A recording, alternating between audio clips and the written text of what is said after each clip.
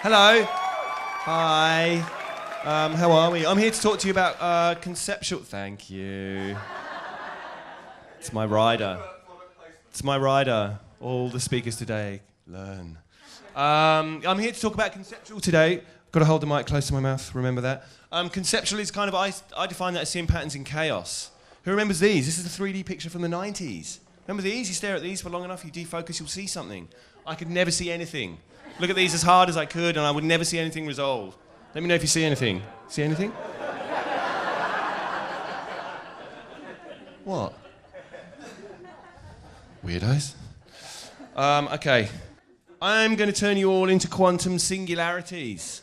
That's what I'm going to do. You know what I'm talking about? Of course you don't, because it's a conceptual idea. I'm going to bring it together at the end. Strap in, fuckers. An advisory, this is me. There will be swearing. There's going to be techno-babble. Wild exaggeration, stale memes, ancient GIFs. GIFs that were probably created before the internet, to be honest. Unsourced stats. Anybody got time for stat? And alpacas. That's me. And I've done all these jobs. Seriously. All of them in my life, in my career so far. And I'm not just making that up. I have actually earned money doing all these jobs. It's probably a bit more realistic. So that makes it legit, doesn't it? Of course it does. Why should you listen to me talking about conceptual? I'll tell you since you asked. Because I've been pumping out weird conceptual shit my entire career, yeah? And sometimes they've been entire concepts. You know, it doesn't have to be huge. It can just be sort of a little nudge that you give your ideas. And I feel like it all came together recently when I did a big installation at Burning Man, no less, for the 2018 Burning Man, which is a 360 projection. So why am I going on that besides a shameless plug? Well, because to get where you have got to in the TV industry, no matter where you sit in the TV industry, I would say, you've picked up, whether you know it or not, innately transferable skills. Some skills you might be sure of, some skills you might not realise you have, okay? And you're way more versatile than you think. You think you can only do TV? Bullshit. You can do way more than that.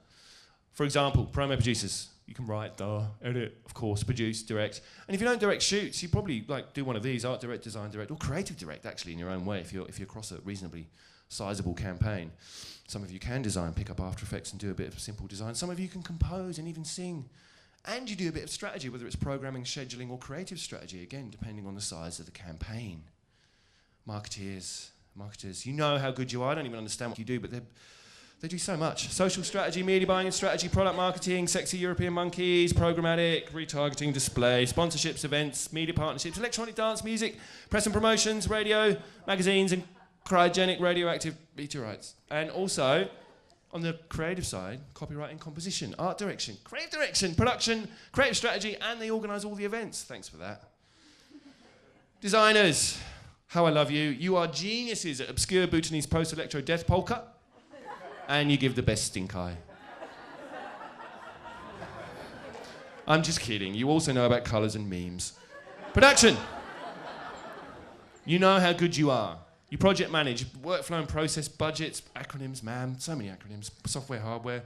Administration, liaison, the herd and the creative kittens, strategy. And on the creative side, you also edit, produce, write and direct, some of you. Oh, and you also organise all the events. Again, thanks. The point is you can do more than you think. I thought this was a talk about conceptual. What's he banging on about? Well, the point is, the real point that we're circling around towards. There's two reasons why I'm talking about all that, why conceptual thinking and conceptual creativity will serve you well. It's because to be a conceptual thinker, you're a big picture thinker.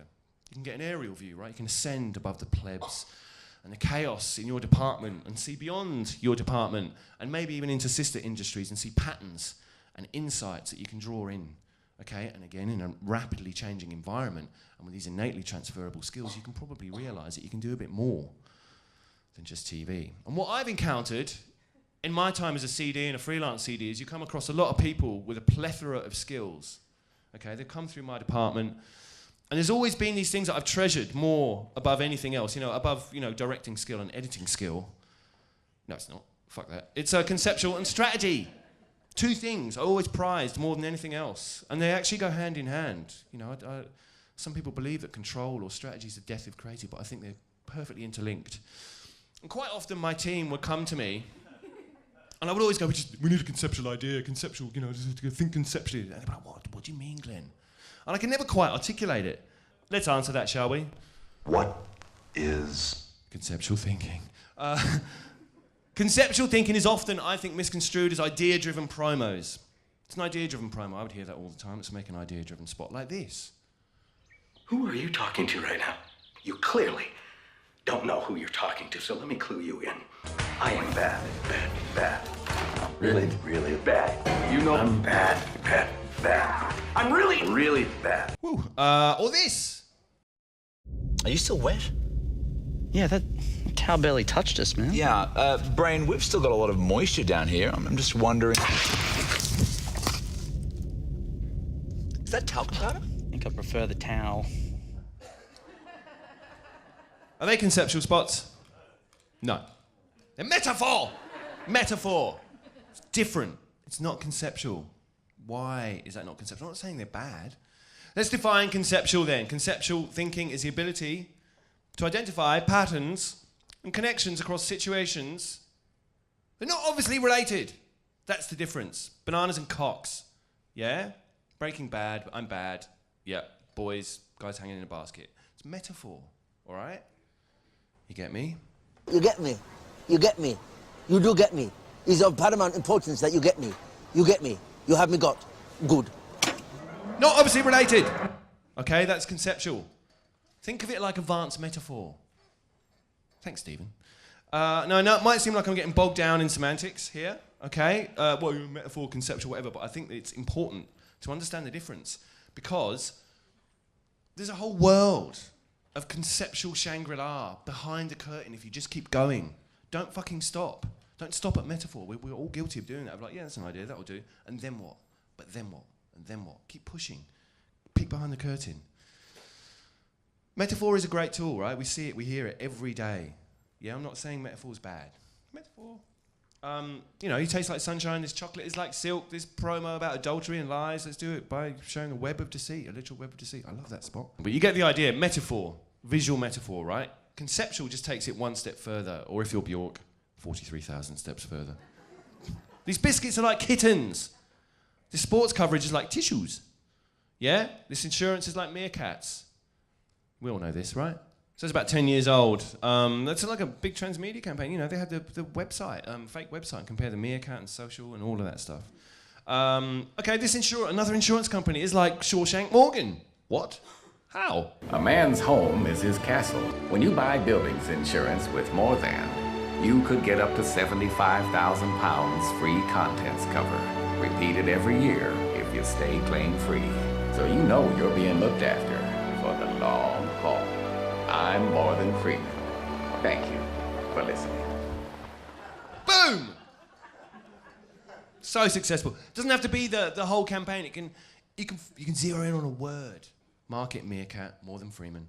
Or 7 Sharp, like Black Sand did this a few years ago. You know, just focus on the word 7. Could have focused on Sharp, but they focused on 7. Because that was the time, and they translated it to Magnificent 7, 7 Deadly Sins, 747, 007, Holy 7, Lucky 7. It can be a sound, you know, it can be a conceptual translation of a sound. Fuck, I always talk about The Dark Knight. It must be so boring on every talk. I always find a way to do it, but they translated the Joker, they bored him, distilled him down to a single theme, and that was tension. And then they translated that to a single idea, which was a single note.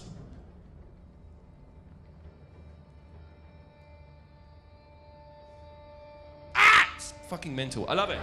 And that note rises, razor wire, literal razor wire. Okay, and whenever that Joker's on screen, you hear that sound, you feel tense. Or it can be a product facet. All right, something about your product, like Bite Size. Skittles presents Bite Size Horror.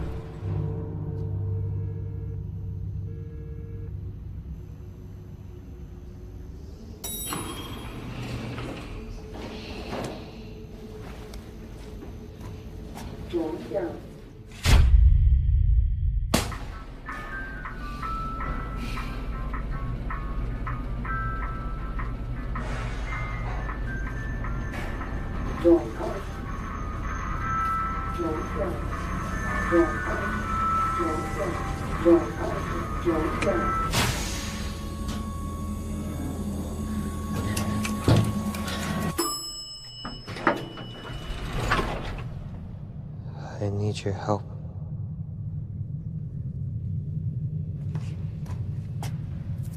I need your help. What? I need your help. all right? Can you quit it? Turn around. Okay. Please. You gotta turn around.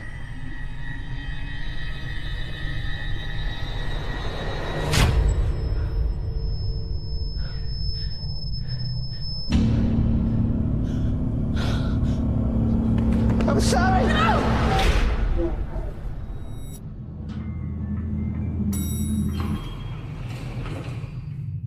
Hello? Hey.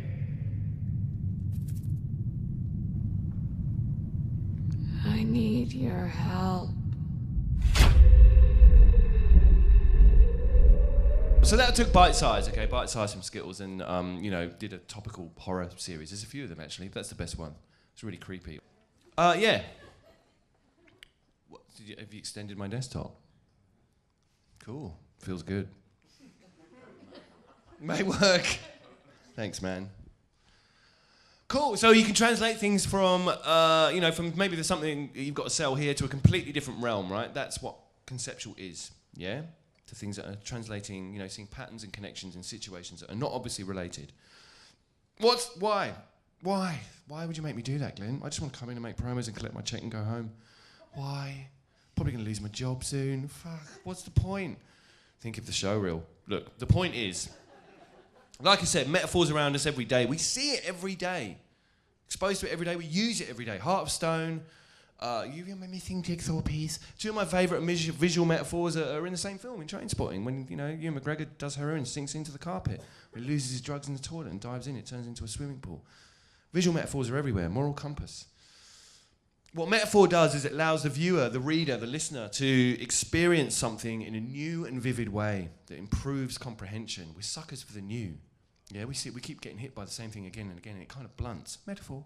And it blunts, right? But if you come in from a tangent, you get a new feeling, or you trigger a new emotion. That's what metaphor does. Conceptual just amplifies that way more into a positive or negative, depending on which way you go, you know. It is a fine line, metaphor, but I'm going to stop doing that soon, don't worry.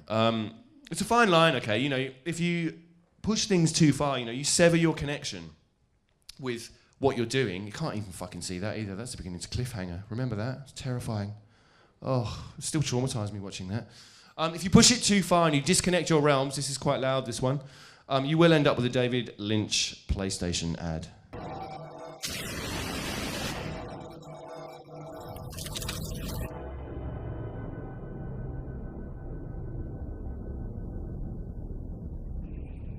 Yeah, right, you get the idea. That was fucking brilliant. You gotta make your connection strong, right? You gotta bring it together strong at the end, yeah? Bring people back to the original idea. Stare homoerotically into its eyes. To garner the all-important positive what the fuck. Yeah, you don't want a negative what the fuck. I mean, they kind of work as well, but you want a happy, positive what the fuck. All right? Here comes the techno-babble. So, I've got a theory, okay? And this is a conceptual construct in itself. I'm about to justify what I'm talking about by using evolution. Humans have evolved to see movement, all right? In a complex scene. We've evolved to see movement because of prey and predation, yeah? Can we eat it? Can we fuck it? Will it eat us? Or will it fuck us? Or eat us and fuck us? Or fuck us and eat us? I don't know. Anyway, in a complex scene, if something moves, okay, and you can test this, it happens all the time. Look in your garden or your balcony or whatever, and look at it, and as soon as an ant moves, you'll see it. You'll see the movement, right? Or a gecko or a lizard. You'll see it instantly. It's an evolved response. Boo! Even if that scene is moving, there's a cacophony of movement in the scene, all right? If something moves contrary to that movement, you're going to see it. Boo! Whether it's a drop bear or a crocodile or whatever, you will see it, or a gecko. And that's a really early evolutionary response, right? That's baked into our reptilian brain, burned into our DNA for millions of years, right? And an attraction to difference. Yeah? We're drawn to it. Quite literally. You can always see it, your eyes always go to it. And so with the evolution of the mammalian brain, the emotional cortex, or whatever you call it, that response will be emotional. an emotional response to something different to the norm. So I say the bigger that deviation, the bigger that curiosity, the bigger that difference, the bigger the response.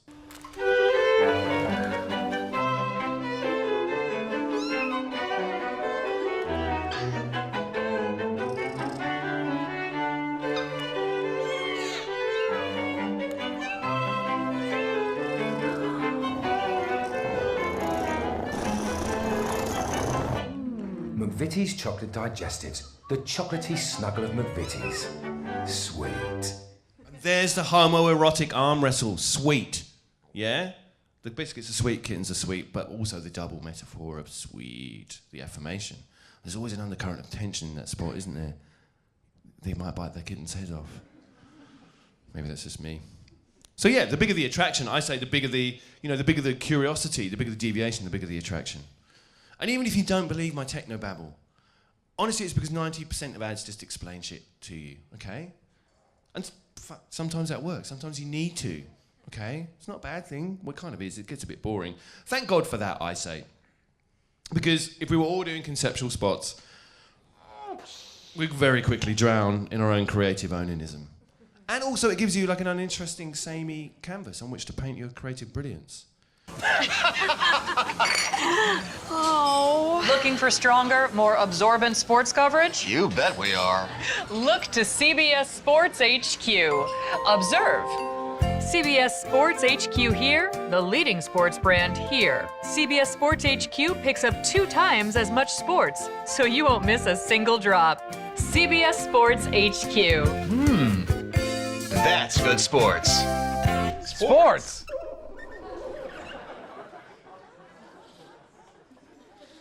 What does this next slide mean? Oh, yeah. So, I'm not saying you should do conceptual all the time. It's strategic, right? This talks about strategy as well, or strategy, as I like to call it. Conceptual is another trick you can have in the bag, right? And it often can help you with dull to promote propositions. It becomes a brand piece. That's how you sell your conceptual idea. It's about the brand. This is why this is a comedic conceptual piece. This is why this is an emotional conceptual piece. Or, hard to promote, stuff you just can't show, like, fluffy puppets talking about embarrassing illnesses, right? This is another tough to promote proposition. And this is interesting, this spot. The more I watch it, the more I see the things in it. This starts off as quite obvious metaphor and then moves into more conceptual, more disconnected themes, okay? And there's also another hidden theme of one of these things is always changing and disappearing. There's always change happening in one of these things.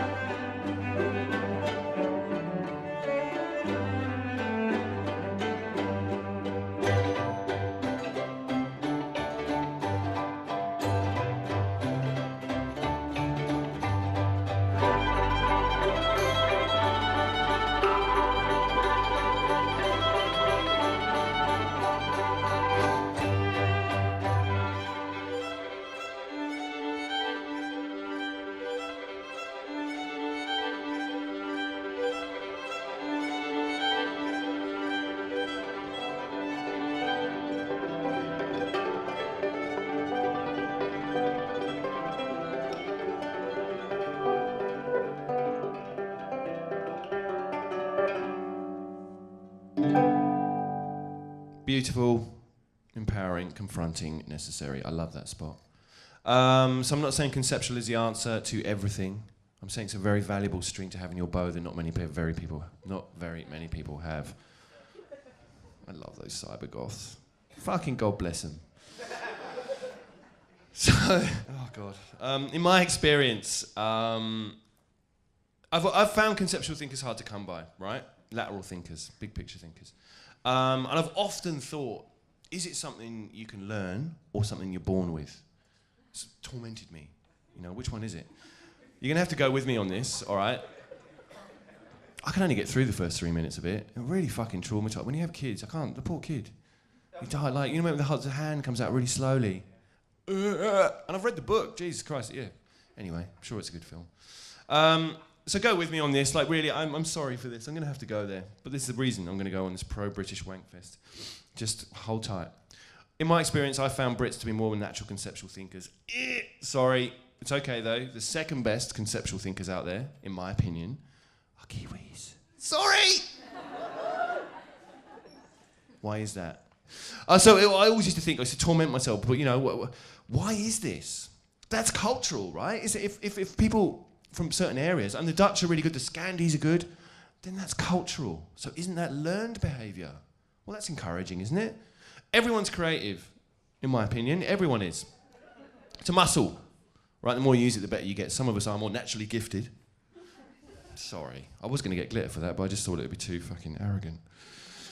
But I firmly believe we're all creative. We're all born creative. We can all do it. And the same goes for conceptual thinking, right? Recap, you know, a conceptual creativity takes a word, a feeling, a sound, one, and read it there, and a host, and translates it to a seemingly unrelated realm to present information in a new and vivid way that improves comprehension. So if you're taking something, if you're translating something to a completely different realm, from here, to garner a positive what the fuck moment, all right, well then, doesn't that have an element of the absurd to it? Can you see where I'm going with this? Sorry about this. There's a reason why all this is British, all right? I'm not saying I would never assume that I would never say that we're the only ones that do this, all right? Certainly not. But I am saying we do seem to do this a lot. And we've seemed to do this a lot for a long time. So why is that?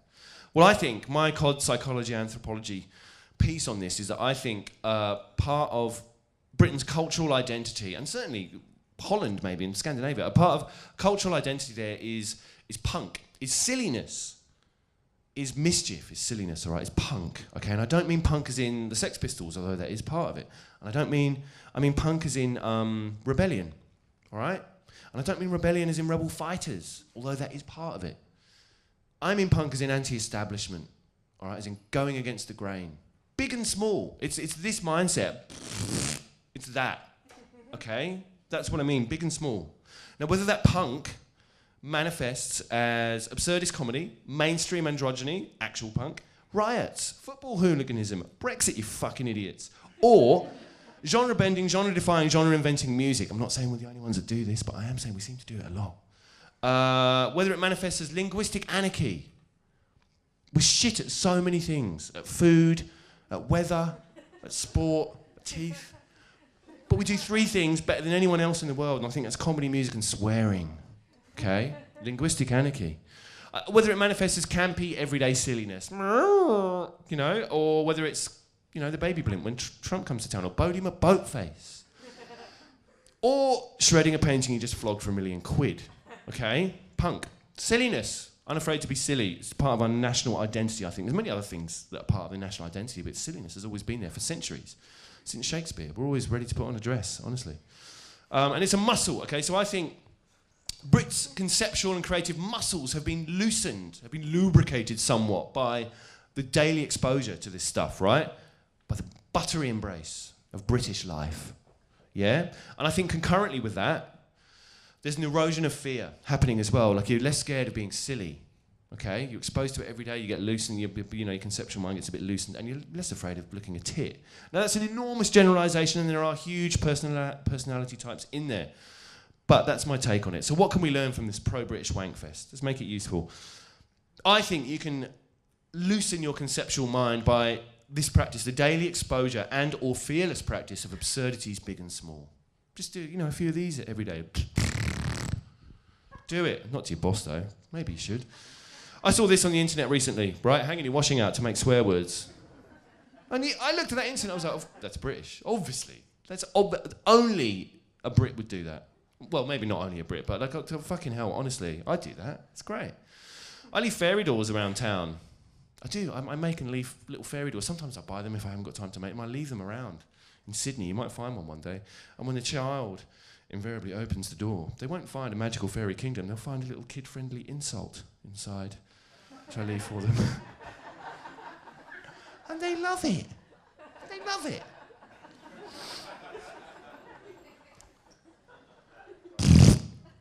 It's fun. It's fun. It will make you a better creative. You'll have more fun. You'll be funnier, and the world will be a better place.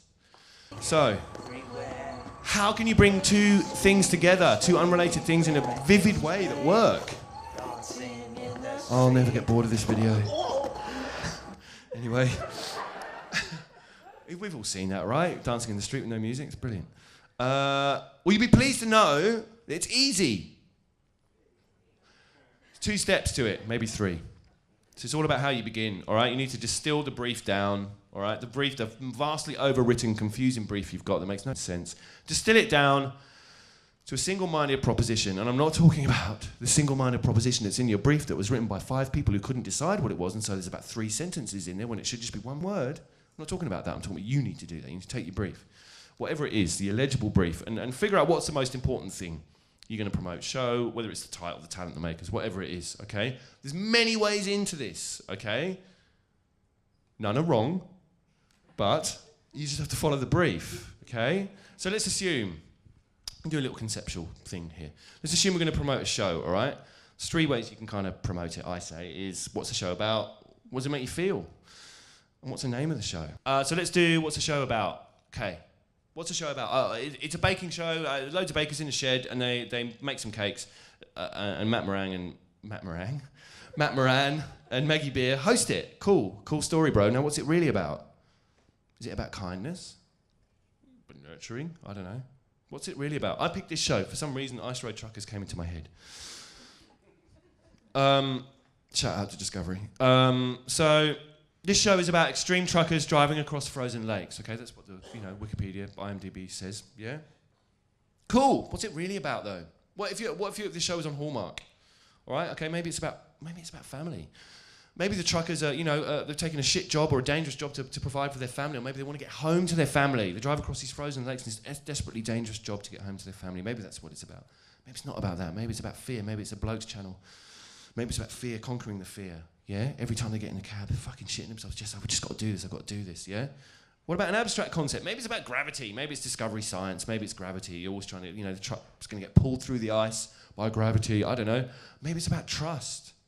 Maybe that's what the show's about. Trust in what? What? Trust in the ice that's not going to break. Trust in the truck, the engineering. Trust in their nerve every time they get in the truck. All right. Well, we've distilled it down to an idea, a single idea. What's the show really about? Okay, let's say it's family. Okay, so we're family, we have a connection to our family, right? We're all connected to the family. There's a pull between us, whether it's kids or your parents or whatever. It's physical. It feels like a physical pull. Okay, what if we manifest that? Maybe it's an elastic band, or maybe it's a rope, or a string. Maybe it's around the driver and he's driving. He's getting pulled by the rope, maybe. Or maybe it's actually around the truck and it's pulling the truck across the ice. I don't know. What if we don't even show that? What if we start on the family at dinner? The wife or the husband, or, the kids being at dinner. And they're all having dinner, there's an empty chair on there, and then maybe they're pulling on the rope. Every time they miss him, they pull on the rope. It's not a dinner, the dad's not a dinner, or the mother's not a dinner. They're sitting on the sofa, the spouse is on the sofa, there's an empty spot next to him, she just pulls on the rope, or the kid's doing the homework, misses the dad or the mum and pulls on the rope. Fuck, I don't know, maybe they're not doing it consciously. Maybe it's wrapped around their finger, it's a little string, and every time, they miss him, they're at a school assembly or something, and they're just doing that, it's unconscious pulling on the rope. Maybe the rope, we follow the rope out of the school, out of the house, it snakes through streets, goes across the country, through forests and deserts and mountains, and it eventually goes across the frozen lake and into the truck. We follow this rope, it goes up to the driver, up into his chest and into his heart. And it's a fucking heartstring. I don't know, you just promoted Ice Road Truckers with string. And it even works with a tagline for the long haul home. Conceptual listening 101. Distill it down to a single thought. It's malleable enough to be translated, all right? To wildly different ideas. And that is often an emotion that works well for that, but not always, okay? Like fear, happiness, joy. And it has to be strong enough to anchor your absurdity, okay? Remember, we diverge, but we have to come back and we have to connect. So when the penny drops, you go, family. Cool, I never thought of it like that. Maybe I will watch that show. Yeah? Okay? The homoerotic arm wrestle. Sounds like bollocks, really. Conceptual sounds a bit hard, doesn't it? But just think about this. So, the big paradigm-shifting spots that we've all seen throughout, that have done this, have actually made change. Made little bits of history, have often been conceptual spots. The Guinness Surf Rab, we all know this, right? The Guinness Surf Rab, what was that? What was the simple theme? What was it? It was waiting. Guinness was about distilled down to waiting, which was a negative thing, actually. They conceptually translated it to a surfer waiting for a wave. That's what he does. He waits. That's what he does. There's also another visual metaphor with the horses in the waves. We saw Emile show this, the Cadbury's gorilla, right? You're going to do what? A gorilla and what the fuck has that got to do with chocolate? Oh, joy! A glass and a half full of joy. Every time that ad came on, you would happily sit through it again, right? Because it's a joy to watch, isn't it? We can do it. We have done it. We've done it in the past and it's been really successful. Who remembers this spot?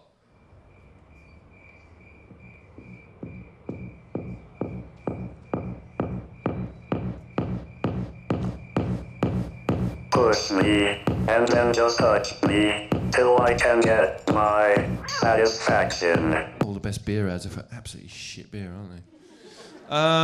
Does anyone remember this ad?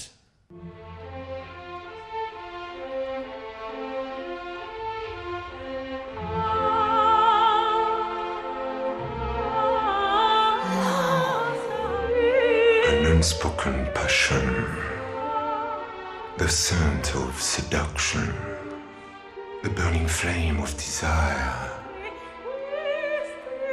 L'homme, a fragrance for women.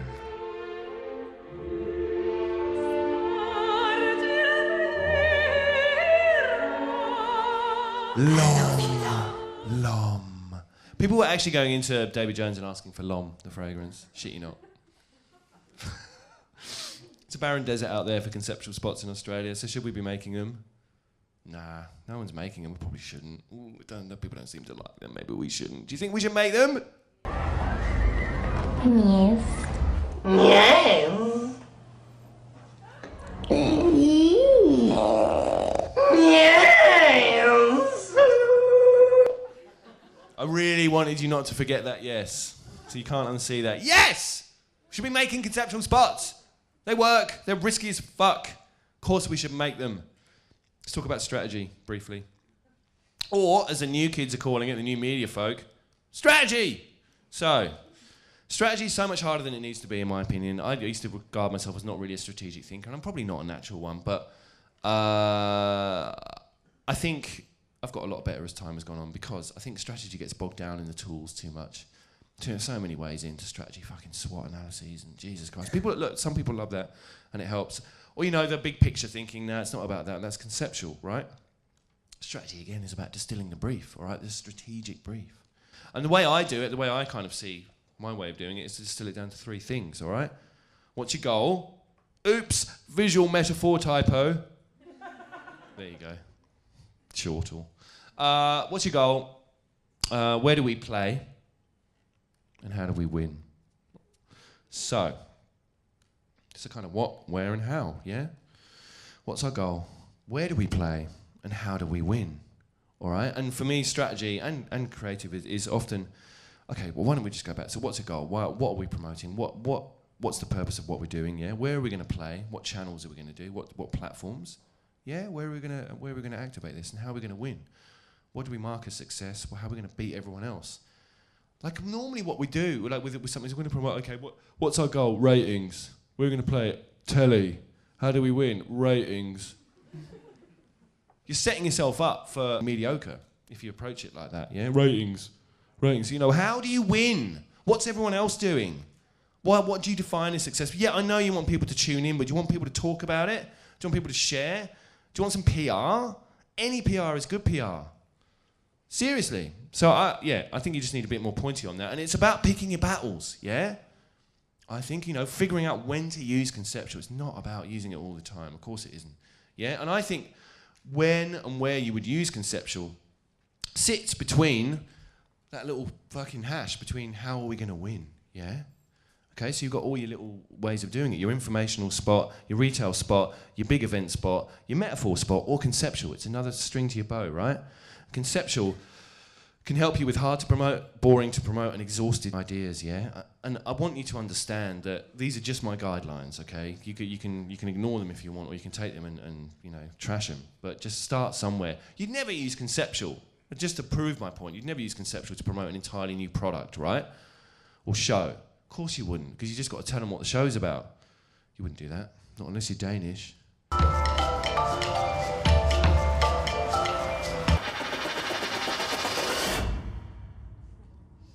That's got fuck all to do with the show. It's a drama about a fucking stranger who moves in, called The Stranger. A Stranger Moves In, I think, is a little translation. That's a conceptual promotion of the show's concept. Amazing.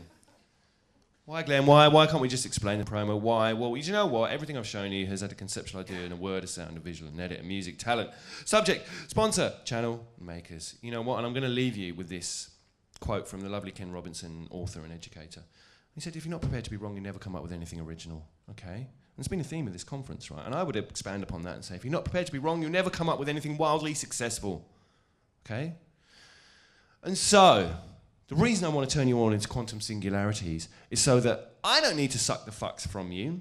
You should suck the fucks from yourself and absorb them and destroy them in your black hole, all right? Get rid of the fucks. Just be wrong. Go for it. Thank you very much. I'm Glenn. Bye-bye.